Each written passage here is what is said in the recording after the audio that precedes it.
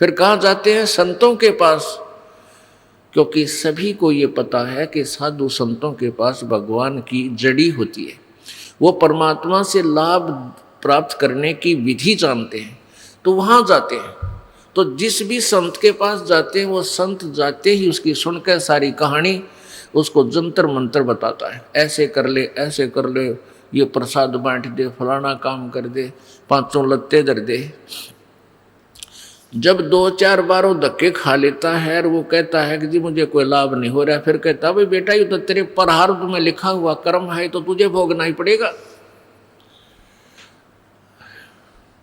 फिर क्या कथा सुनाते हैं कि भाई देखो भगवान विष्णु जी को श्राप लगा था, नारद जी का श्राप बस श्री रामचंद्र रूप में प्रगट जन्म लिया राजा दशरथ के घर पे, और रामचंद्र रूप में श्री रामचंद्र जी ने अर्थात विष्णु जी ने सुग्रीव के भाई बाली को मारा था धोखा देकर, उसका भी बदला देना पड़ा, उसका भी कर्म भोगना पड़ा श्री कृष्ण रूप में।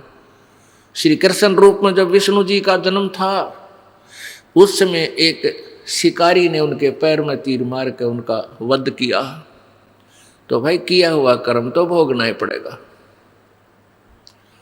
अब इतनी कहानी कथा सुनकर वो बेचारा भोला दुखी व्यक्ति चुप हो जाता है।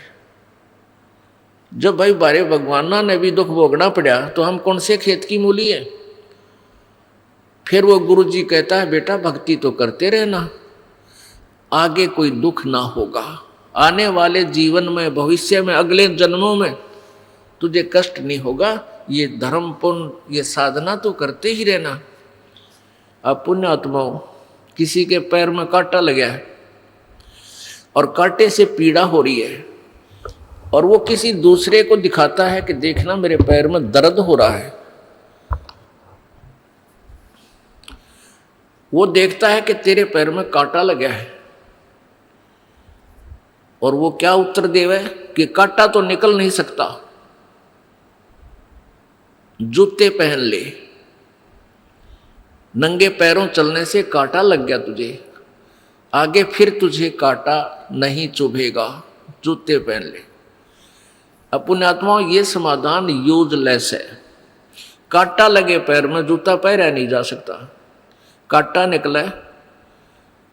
निकले फिर जूता इस दृष्टिकोण से उसको कहा जाए जब फिर निकाल दिया तो तेरा फिर कांटा लगेगा, तो वो डरता पहनेगा, फिर वो कांटा निकलने पाछा है वो जूता स्वभाव भीगा और फिर इस डर से जूता नहीं निकालेगा कि कहीं हे भगवान फिर वो कांटा ना लग जाए, वह पीड़ा आपत्ति फिर ना जाए।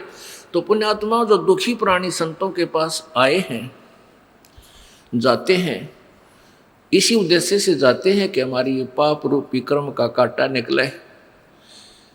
और फिर जैसे आप जी आते हो परमात्मा कबीर जी के सच्चे दरबार में, आपके प्रारब्ध के कांटों को पहले निकाला जाएगा, फिर निकाला जाएगा और साथ में आपको राम नाम का जूता दे दिया जाएगा कि भाई ईव इस राम नाम के जूते ने निकालिए मत ना। राम नाम का जूता निकाल कर नंगे पैरा फिर के परमात्मा की शरण में नारा करते ने ढेर सारे पाप इकट्ठे कर लिए। अब ये सब पाप आपके नष्ट कर दिए जाएंगे। परमेश्वर कबीर जी कहते हैं जब ही सतनाम हृदय धरो भयो पाप को नाश, जैसे चिंगारी अग्नि की भाई पड़े पुराने घास।